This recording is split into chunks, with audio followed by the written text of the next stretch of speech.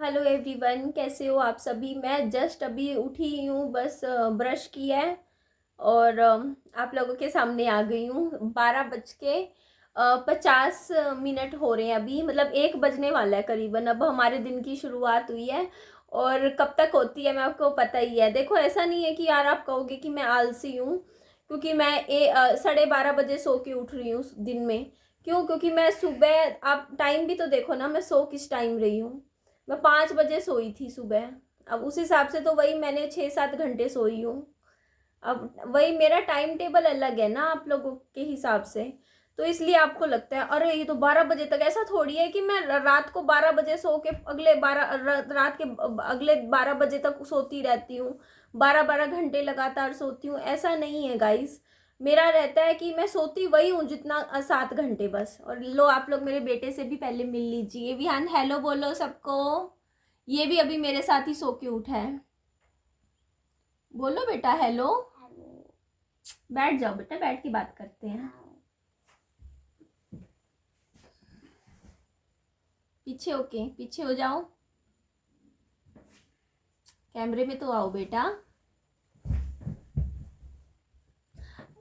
आप सबके काफी कमेंट्स आ रहे हैं मेरे बच्चे के बालों को लेके। देखो, मैं मेरे बच्चे के बाल लंबे कर रही हूँ, इसलिए ना अभी मैं कटवा नहीं सकती हूँ। इसके बाल मैं लंबे ही रखना चाहती हूँ अब मैं, है ना बाबू।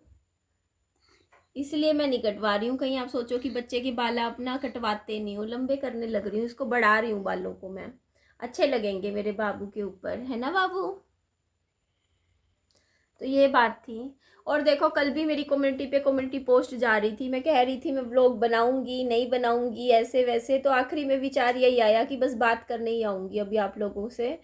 व्लॉगिंग, आप लोगों को पता है क्या हो मेरे को ना, क्या हो रहा है काफ़ी लंबे समय से, कि मैं 5 साल से ना, क्योंकि मैं आई थी फरवरी 2021 में। उसके बाद देख लो, फरवरी का मार्च अप्रैल मई जून जुलाई, 5.5 साल से यूट्यूब पे हूँ। 5.5 साल से नॉन स्टॉप यूट्यूब पे काम कर रही हूँ। व्लॉग्स बनाना, सुबह बनाना, दोपहर बनाना, शाम बनाना, रोज बनाना, 12 घंटे बनाना, 14 घंटे बनाना। बनाते जाओ बनाते जाओ बनाते जाओ, कैमरा एक्शन कैमरा एक्शन। मैं थक गई हूँ यार, मैं सच बताऊँ। मुझे अब ना वो वर्क की वजह से जो टायर्डनेस जैसी फीलिंग आती है ना, मेरे को ऐसा फील होने लग गया यार। जब अब मैं देखो 2 महीने बाद 35 की हो जाऊंगी। कल कमेंट भी आ रहे थे मेरी वीडियो पे 33। वो मेरा कल थंबनेल बनाने का मूड नहीं था, मैंने पुराना थंबनेल कई बार मैं लगा देती हूँ वीडियो के ऊपर। क्योंकि जो बात कर रखी होती है, कई बार क्या होता है जैसे मान लो मैंने कुछ बात कर रखी है, उससे रिलेटेड मैंने पहले ही कोई थंबनेल बना रखा है, टाइटल बना रखा है, तो मैं पुराना ही लगा देती हूँ अगर मेरा मूड नहीं होता दोबारा से बनाने का थंबनेल। ये चीज़ थी। पर पता है मेरे को ना, अब एट द एज ऑफ 35 देखो मेरे जो मतलब वो मतलब ऐसे अंदर से ऐसे फील होने लग गया यार कि यार निधि तू ना मतलब अपनी लाइफ ना ऐसे मतलब बस सुबह से मतलब खुद की लाइफ तू जी नहीं रही है। खुद की लाइफ में तू ना मतलब एक होता है जैसे लोग उठना बैठना, लोगों से बात करना, अपना अपनी हेल्थ का ध्यान रखना, अच्छे से अपने लिए समय निकालना, अपने बच्चे के लिए समय निकालना, वो चीज़ें तुम मैं मिस कर रही हूँ। जैसे एक मतलब आप समझ ही सकते होंगे मेरे को कैसा फील हो रहा है इस टाइम। और एक जो व्लॉगिंग है ना आपकी, जैसे व्लॉग्स बनाते हो, वो आपके पूरा दिन खा जाती है, पूरा दिन। अब आप देखो यार, एक वीडियो शूट करने में 4 घंटे, एडिट करने में 5 घंटे, एक वीडियो में टाइम लग रहा है 4 से 5 घंटे। रोज की 3 वीडियो भेज रही हूँ तो वही 12-14 घंटे लग रहे हैं। अब 12-14 घंटा बना वीडियो शूट एडिट इन सब में देने के बाद यार मेरे लिए कुछ भी नहीं बच रहा टाइम। और मेरे को ऐसा लगता है कि यार मुझे ज़रूरत है, मुझे पार्क में पैदल चलने की ज़रूरत है, मुझे किताबें पढ़ने की ज़रूरत है। मैं अपनी लाइफ में यूँ देखती हूँ ना कि यार खुद के लिए ना मतलब होता है ना कि टाइम ना मिल पाना, वो चीज़ मुझे ना थोड़ी सी ऐसे लगती है। और बच्चे के लिए भी कि यार मेरा भी मन करता है यार मैं बच्चे को बैठ के अपने आप पढ़ाऊँ कभी, है ना। ऐसा मन करता है कि रोज़ 1 घंटा मैं भी इसको पढ़ाऊँ, देखूँ इसको कितना आता है, इसको कुछ सिखाऊँ। पर वो चीज़ ना मुझे उस चीज़ के लिए फिर टाइम नहीं मिलता। चलो ठीक है, मैंने बच्चे का ट्यूशन लगा रखा है तो मुझे थोड़ा सा ऐसे फील होता है कि मैं भी कभी मेरे बच्चे के साथ बैठ के फिल्में देखूं, और वो टाइम निकाल के अच्छे से कुछ हम मूवीज़ वगैरह देखें। तो ये जो चीज़ें होती है ना, बंदा पता है क्या है, मिस करता है कभी कभी वो, कि लाइफ ना बस भा काम काम में ऐसे जाए जा रही है, और हम अपनी लाइफ में ना ठहर के रुक के अपनी लाइफ नहीं जी रहे हैं। वो चीज़ मुझे फील हो रही थी। अब यार काम भी ऐसा है, देखो यार आप हर किसी की बात करती हूँ, कोई काम तो छोड़ के बैठ नहीं सकता कि काम छोड़ दे अपना और ना बस एक कोने में बैठ जाए। एक मैं भी नहीं कर सकती वो चीज़ यार। एक साल तक मैं कोई वीडियो ही ना डालूँ यूट्यूब पे, एक साल बस अपनी लाइफ अच्छे से जी लूँ, फिर आ जाऊँ वापस आप लोगों के सामने, ये तो नहीं कर सकती ना। वीडियो तो भेजनी है मुझे। तो इसीलिए बस मैंने कहा कि नहीं यार, बस बात कर लिया कर, जो मन में चल रहा हो बस आप लोगों के साथ शेयर कर लिया कर। ये भी ठीक है। और कई लोगों ने मुझे कमेंट किया ना कि बच्चे को स्कूल का, तो देखो मैं बच्चे को NIOS के स्कूल में भेज रही हूँ, national institute of open schooling, और मैं उसी में ही बच्चे को पढ़ाऊँगी। ये मेरा डिसीज़न है, और मैं नॉर्मल जो रेगुलर स्कूल्स होते हैं उसमें मेरे बच्चे को नहीं भेजूँगी। ये मैंने मेरे बच्चे को की कंडीशन को देख के, मेरे बच्चे की जो भी हेल्थ इश्यूज पास्ट में रहे हैं उसको देख के, और स्कूलों के जो नॉर्मल रूटीन्स है उसको देख के, मतलब मैंने ये चीज़ फैसला लिया है कि भैया मेरे बच्चे के लिए ज़्यादा अच्छा यही है कि घर पे उसकी केयर भी अच्छी होगी, पढ़ाई भी अच्छी हो जाएगी।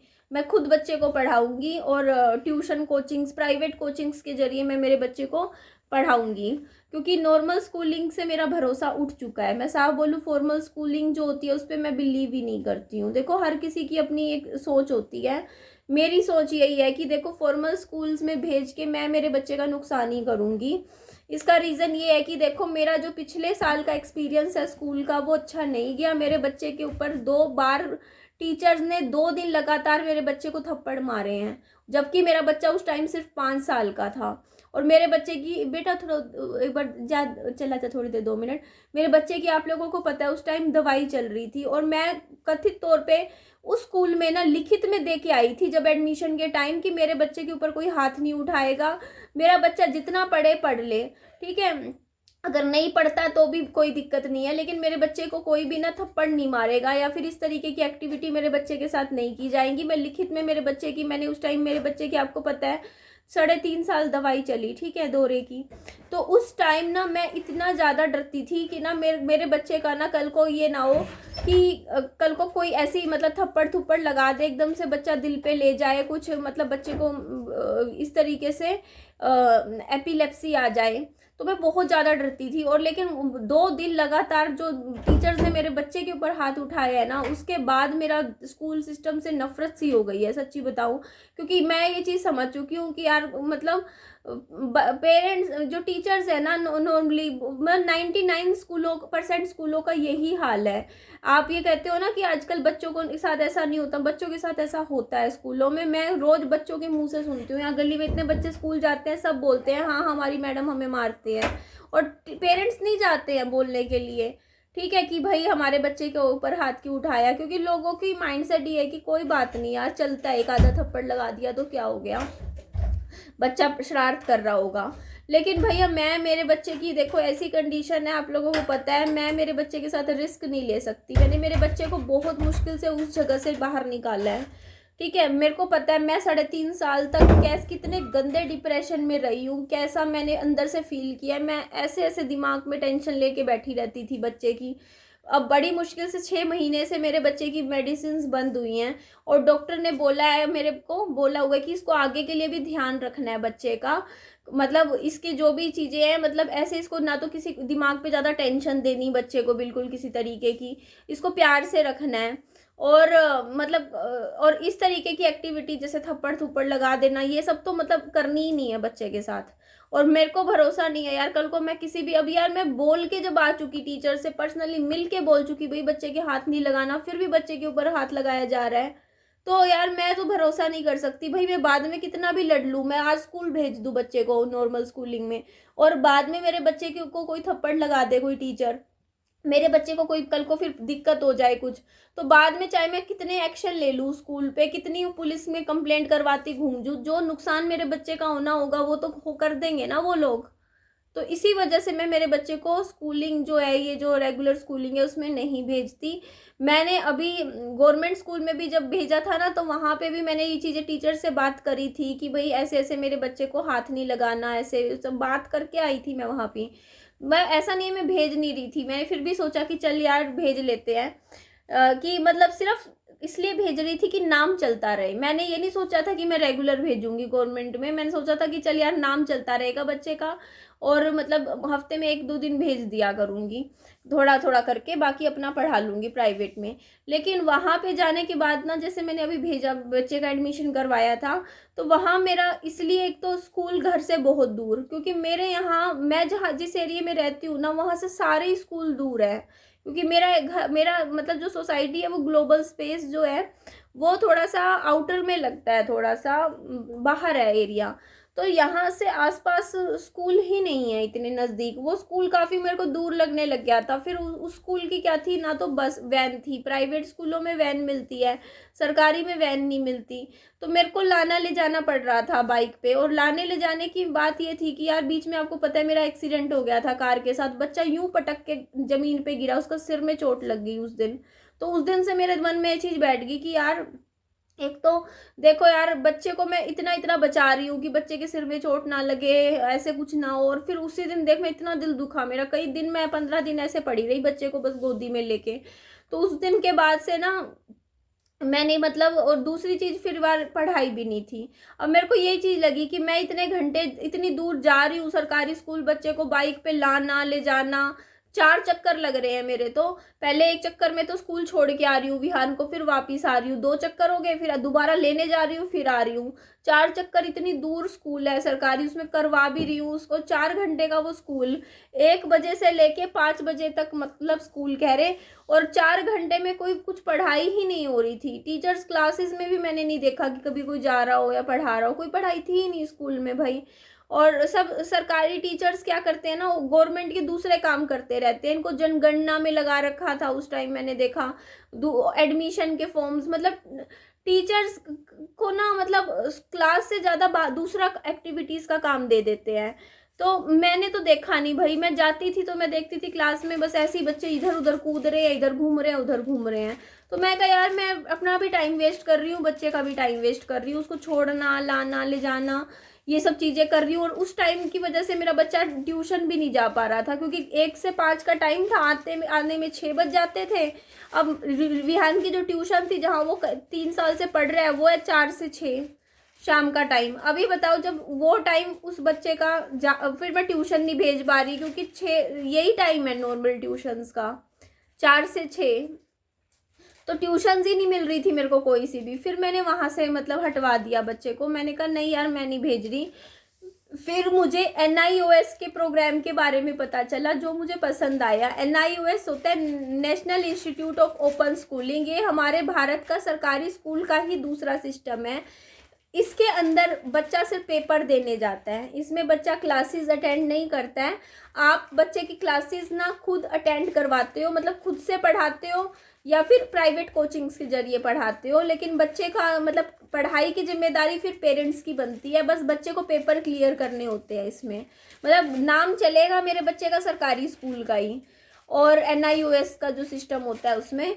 और बच्चे को किताबें भी सरकार की तरफ से ही मिलेंगी इसके अंदर, सरकारी आई कार्ड भी बच्चे का सरकार का स्कूल की तरफ से ही बनता है।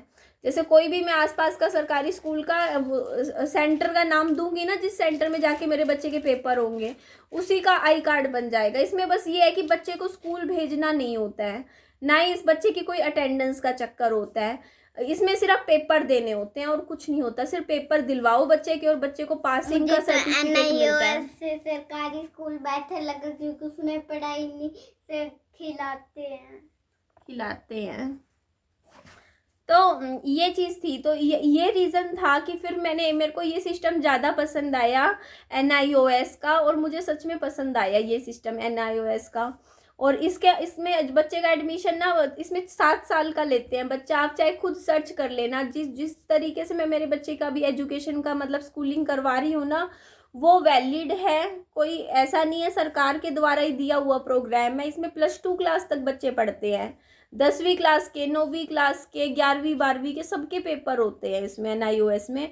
जैसे आप लोगों के जैसे नॉर्मल बच्चों के जैसे मार्च में फरवरी में पेपर होते हैं ना, बच्चा जाता है सर्विस वो सॉरी एग्ज़ाम सेंटर, वहाँ पे जाके प्रॉपर पेपर दिया जाता है 100 नंबर का, उसमें 2.5 घंटे का टाइम देते हैं बच्चे को काम करने के लिए, पेपर क्लियर करने के लिए। वैसे ही यहाँ पे भी पेपर होता है, 2.5 घंटे का पेपर क्लियर किया जाता है और वही बच्चे के पेपर होते हैं, 5-6 पेपर्स होते हैं, एग्ज़ाम्स होते हैं और पेपर क्लियर करते ही बच्चे को पासिंग सर्टिफिकेट उस क्लास का मिल जाता है।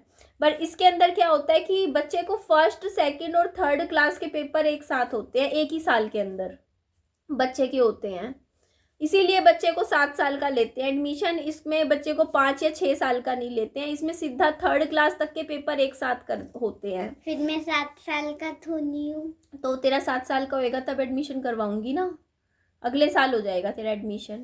तब तक मैं तेरी वहाँ से डाउनलोड करके किताबें मिल जाती है NIOS की, वो मैं ट्यूशन वाली मैडम को दे दूंगी, वो पढ़ाती रहेंगी तेरे को, ठीक है बेटा?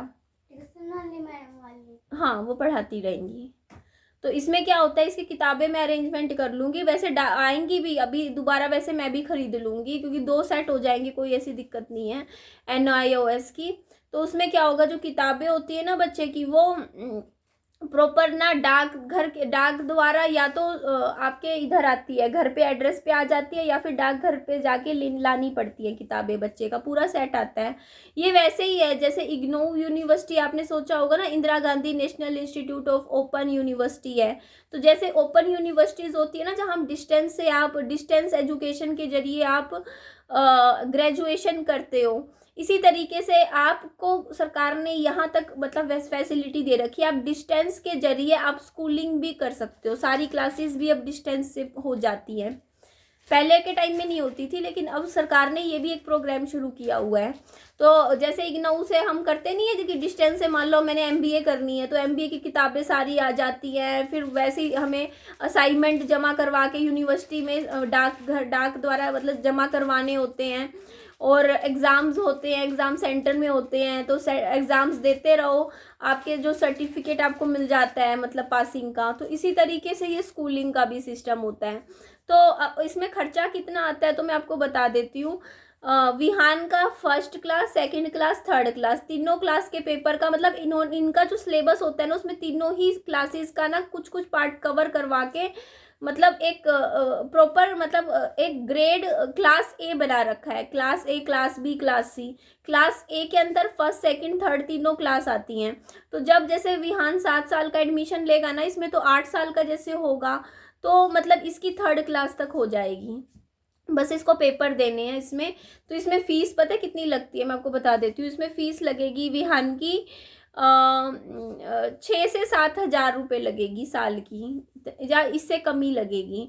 मेन ये होता है कि 1500 तक एडमिशन चार्ज लगते हैं, बाकी 150 या 250 रुपये पर पेपर फीस लगती है, 250 रुपये फीस पेपर की। और सरकारी स्कूल ज़्यादा अच्छा लगा क्योंकि उसमें पढ़ाते नहीं, खिलाते हैं। पढ़ाते नहीं है, खिलाते हैं। तो इस तरीके से ना इस स्कूल में बस बाकी जैसे थोड़ी बहुत किताबों का खर्चा होता है, जो बुक्स का वो लेते हैं। तो इस तरीके से कुल मिला के ये लगा लो कि साल का मतलब 5-6 हज़ार रुपये लगा लो, 6 हज़ार ही लगा लो मैक्सिमम। तो 6 हज़ार रुपये लगता है एक साल का, उसमें सारे खर्चे आ जाते हैं बच्चे के। मतलब किताबों का भी आ जाता है, एडमिशन फ़ीस भी आ जाता है, एग्ज़ाम्स की फ़ीस भी आ जाता है, और जो फॉर्म भरने की जो फ़ीस होती है वो भी आ जाता है। तो इतने में अब प्रॉपर मैं तो 6 हज़ार तो आपको एस्टीमेट बताया है, हो सकता है इससे 500-600 रुपये कम भी लग सकते हैं, ज़्यादा भी लग सकते हैं। तो ये चीज़ है। तो इस प्रोग्राम के तहत मैं मेरे बच्चे को एजुकेशन दिलवा रही हूँ, और बच्चे का जो पढ़ाई है उसके लिए मैं पैसे जोड़ रही हूँ, लैपटॉप खरीदूँगी अभी जैसे ही मेरे पास पैसे हो जाएंगे। तो लैपटॉप के ज़रिए फिर मैं मेरे बच्चे को ना कुछ अच्छे अच्छे कोर्सेज़ में एडमिशन भी करवाऊँगी, जैसे ऑनलाइन भी पढ़ाऊँगी, और बाकी टीचर से भी पढ़ रहा है, और बाकी मैं घर पे भी पढ़ाती हूँ विहान को। तो बहुत है, बच्चा कर लेगा, मेरे को पता है। उसके बाद जैसे 4th-5th क्लास इकट्ठी होती है इनकी, तो 5वीं क्लास तक इसके 2 साल बच जाएंगे। 5th क्लास में जब तक आएगा ना, तब तक ये 2 क्लास जंप कर जाएगा 5वीं क्लास तक, अगर ये यहाँ से पढ़ता है तो 5वीं में होगा ना, जब तेरे 3री क्लास में होना चाहिए तो 5वीं पास कर जाएगा। और युवराज कौन सी क्लास में है? उसका नहीं, वो 2nd में अभी। फिर तेरे से बड़ा भी तो है वो उम्र में, 2 साल, फिर तेरे से क्लास में भी तो बड़ा ही होगा। जिसको 3rd क्लास का होना चाहिए था, 2 साल बड़ा है तो। एक आधी क्लास से कोई दिक्कत नहीं होती, बट आगे पीछे होता रहता है। ठीक है, थोड़ा लेट एडमिशन करवा देते हैं ना, तो फिर जैसे कई बार बच्चा 5 की जगह 6 साल का एडमिशन हो जाता है, या 4 साल का, ऐसे ये होता है। तो विहान कुछ कहना चाहोगे? आप कौन से स्कूल में पढ़ते हो अब? सरकारी नहीं, NIOS।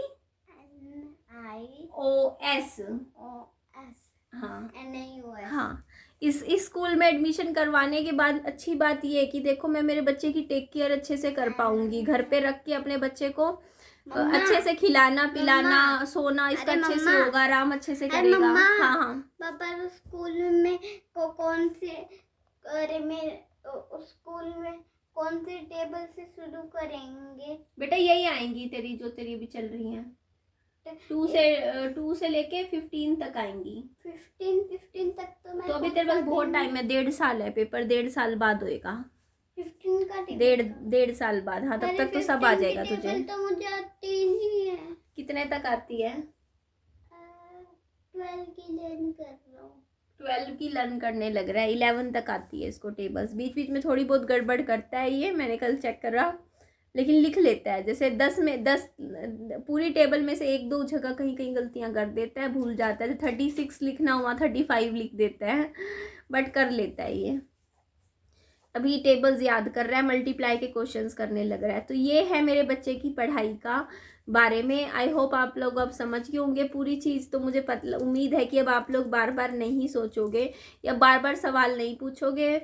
देखो हमेशा भेड़ चाल में नहीं चलना चाहिए, ये मेरी सोच है। जहाँ सारे बच्चे जा रहे हैं वहीं हमें बच्चे को भेजना है, ये कहीं भी नहीं लिखा है।